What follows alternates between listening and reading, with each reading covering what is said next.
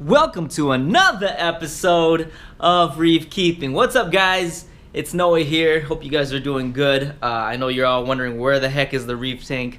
I am on vacation, and it is time that I usually upload videos, so I want to at least let you guys know that I won't be posting up a video, at least with a fish tank, but I can talk about some topics.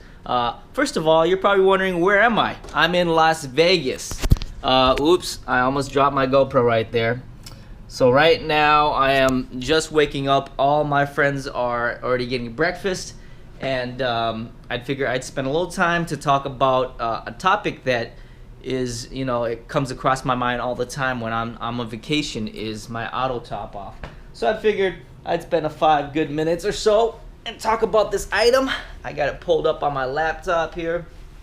But anyways, for you guys who just joined into the saltwater hobby, you're wondering, let me turn on this light. Maybe it's not bright enough, but you're wondering, what's the easy way to autopilot your tank? And when I first started, especially, when I first started, it was harder to get the optical sensors for the auto top off, because the optical sensors, they have a better, for me, I feel like they're more reliable than the float switch. But first of all, before I get into it too much and too deep, and you guys don't know, what I'm talking about, basically, an auto top off is for some of you, something that automates the tank when the water level declines. For instance, you're at work or you're gone for 2 days or something. Your water constantly evaporates throughout the day. Evaporates more when your lights are on. It evaporates more when you don't have a top on top of your tank. And I don't like tops personally, even though I have lost some fishes. Actually, last week, unfortunately, one of my fish did jump out of there, and it's one of those things where if you don't have a top, it's hard to prevent. But with the top, I don't like it because I like my tank to have oxygen, at least adequate oxygen mixture in the salt water. So I just don't like it.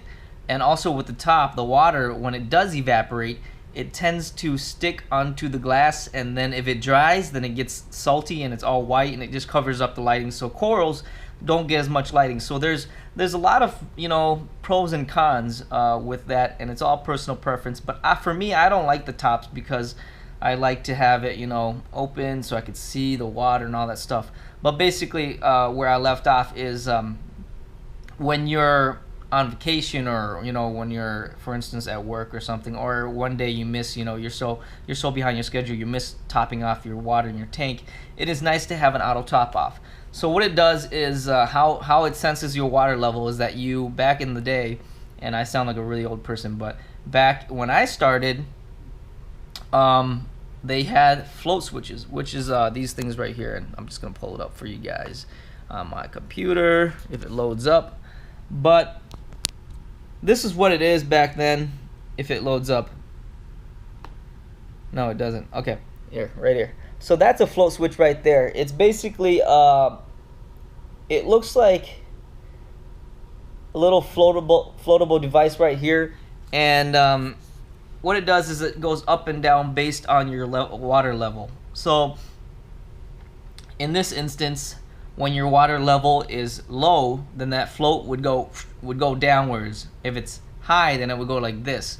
And when it goes downward, there's a tube that runs into that float switch, and when it goes downwards and it stays like this, it's telling the pump to start pumping water from a 5-gallon pail or whatever it is. And it's easier to really show you it than to describe it. And I'll probably do a video, a better video once I get back, and I'll show you how my system is. But basically, the float, depending on the level, will trigger the pump to turn on and to supply water into the tank. Let's see. I'm just pulling up a couple pages here so I could show you as much as I can. Let's see if I could find a good picture. But basically, with that being said, nowadays they have these devices called optical sensors, and they work so much better. They're more reliable, because back then the salt creeps, as all of you guys know, it tends to basically it hardens, and then it can harden in the crevice of that float switch. So that float switch will just be downwards in a downward position, like, you know, the tank doesn't have enough water all the time, and the tank with, you know, the pump would keep pumping water. And, you know, back then people would have their basements or wherever their tank is flooded because of it. Here's a better picture of the float here.